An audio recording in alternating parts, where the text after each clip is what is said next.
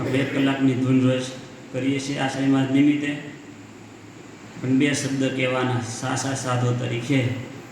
સંપ્રદાયમાં હાલતું જે આજે સંતો માટેનું આંદોલન હરિભક્તો પાડ્યું છે ને સાધુ પર બધું કહે છે કે સારા સાધુ કેમ સુખ છે એમ કેમ બોલતા નથી એમ.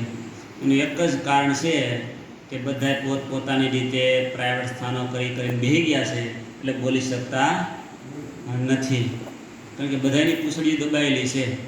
ભગવાન સ્વામિનારાયણની આજ્ઞા પ્રમાણે કે ભાઈ સાધુ વડતાલ તાબાના જેટલું પ્રાઇવેટ સંસ્થા કોઈ હોય નહીં અને સંસ્થા તાબાની હોવી જોઈએ ત્યારે સાધુ કહેવાય.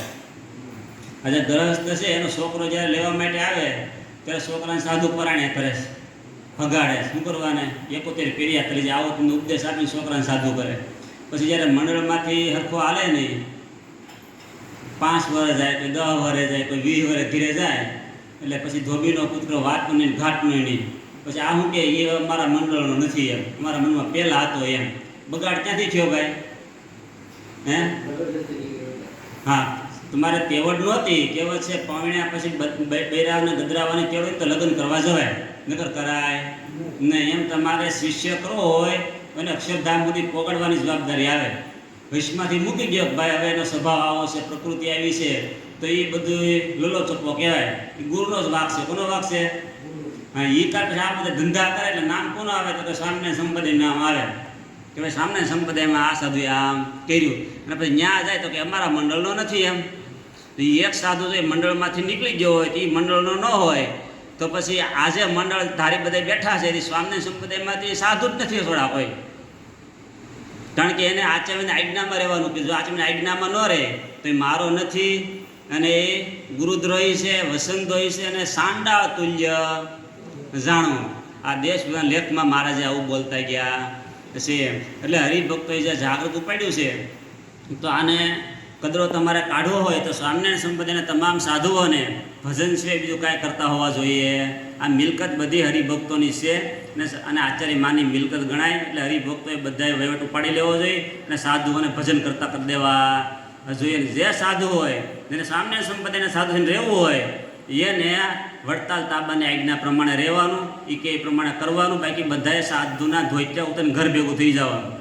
તમારી મિલકત, તમારી સત્તા, તમારા ગુરુકુળો એ બધા તમારી પાસે અમારે જોતા નથી. તમે સ્વામિનારાયણની સુંદરી ઉતારી અને તમે તારે ગુરુકુળો હાકો, નોટું સાપો, તમારે જે કરવું એ કરો. વ્યભિચાર કરો, ભ્રષ્ટાચાર કરો, દારૂની દુકાનો હાકો, હોટલો હાકો, તમે તારે હાકો બધું એમ. પણ સ્વામિનારાયણના સાધુ તરીકે નહીં. સ્વામિનારાયણના સાધુ માથે આ સુંદરી હોવી જોઈએ. એટલે હરિભક્તોને ખાસ બધા હરિભક્તો બધા જાગજો, ભગવાનના દાખલા હમું જોઈજો.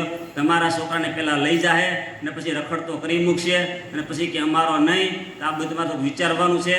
અને આ બધા સાધુઓને જેટલા પ્રાઇવેટ ગુરુકુળો સંસ્થાઓ બધી હાલે છે વડતાલ દેવના તાબાની હોવી જોઈએ અને એની આજ્ઞા પ્રમાણે વર્તતા હોવા જોઈએ. એવા સાધુની જરૂર છે. અને આ સનાતન ધર્મ છે. કેવો સનાતન છે આપણો?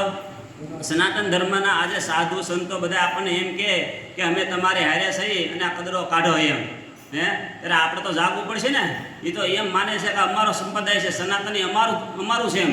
તો આપણે સંપ્રદાય સનાતન ધર્મના આપણે છે, આપણે તો બાઇકના નથી. ત્યારે સનાતન ધર્મ જો આપણને જ્યારે સપોર્ટ કરતા નહીં, જો આપણે હારે ઊભા હોય એમ કે અમે કદરો કાઢવા તૈયાર છીએ તો આપણે તો કદરો કાઢવા તૈયાર હોવા જ.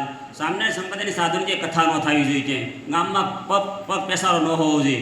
કારણ કે આપણને ખબર છે ચોર હોય ને એને આપણે ઘરમાં પેસવા દેતા, ખોટા બધા બાવા બધા કપડાં પહેરીને આવે છે તો બધા ગામમાં મારે છે, નથી મારતા? એમ સ્વામિનારાયણ સંપ્રદાયના સાધુ વડતાલથી એનું કાંઈક આજ્ઞા પત્ર હોય, કથા કરતો હોવો જોઈએ. એની કથા બધી બંધ થઈ જવી જોઈએ. કાં સુધરી જાય, કાસોડા ઘર ભેગા થઈ જાય. બેમાંથી એક આયોજન છે અને આ આયોજન જે ઉપાડ્યું છે એના મહિનાદીમાં ગુરુ પૂર્ણિમ આવે છે પૂરું કરી દેવું જોઈએ. કારણ કે ગુરુ પૂર્ણિમ આવે ને એ બધા હવના ગુરુનું હવ પૂજન કરે.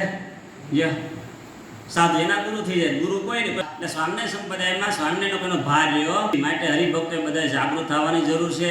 આ જે આંદોલન ઉપાડ્યું છે એ હવે જો અદ્વેષ્ય મૂકશો તો તમને સારંગપુર હનુમાનજી માના સોગન છે. જો અધૂર મૂક્યું તો આ કદરો કાઢ્યા સિવાય છૂટક્યો નથી. કાઢજો જ. કારણ કે 15 દિવસે મહિને ચાલુ ચૂંટણીનું આનું તેનું ના કંઈ એક વખત થોડું આવે છે ને આખો સ્વામિનારાયણ સંપ્રદાયનું નામ ખરાબ થાય છે. ને કોણ કરે છે? તો આ પ્રાઇવેટ સંસ્થાવાળા. કોણ કરે છે? છોકરો વયો જાય પછી વાક કોનો? તો તમારો નહીં, મારા મંડળનો નહીં એમ. કે તમે બી એમાં જ આવી જાઓ છો પાછા એમ. તમે સ્વામિનારાયણ મંડળના છો જ નહીં.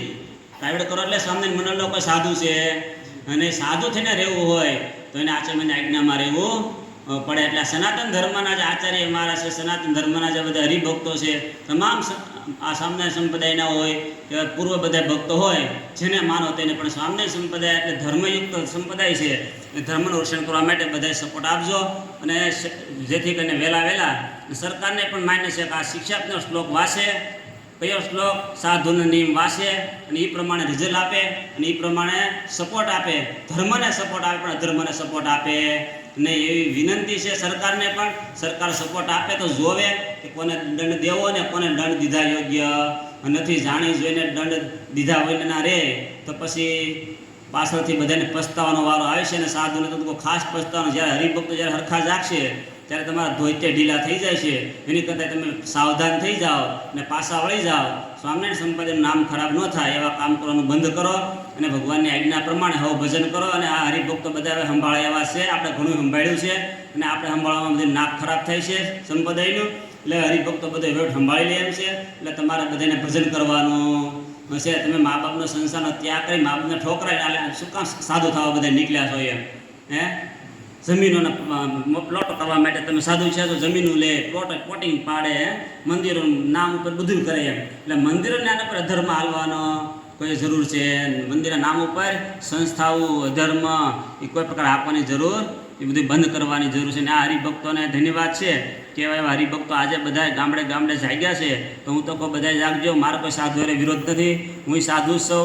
પણ સાધુ થઈને સ્વામિનારાયણનું નામ ખરાબ કરવું હોય તો તમારે સંપ્રદાયમાં રહેવાની જરૂર નથી. તમારે કપડાં ઉતારીને તમે તારા મોટા ગુરુકુળ આપો, સંસ્થાઓ આપો, અમને કોઈ તમારો વિરોધ છે નહીં. પણ તમે જો સ્વામિનારાયણ સંપ્રદાય સાધુ થઈને રહેવું હોય તો બધી ગુરુકુળો હોય, પ્રાઇવેટ સંસ્થાઓ હોય, એ બધી વડતાલને તાબે વહેલી કરી દેજો.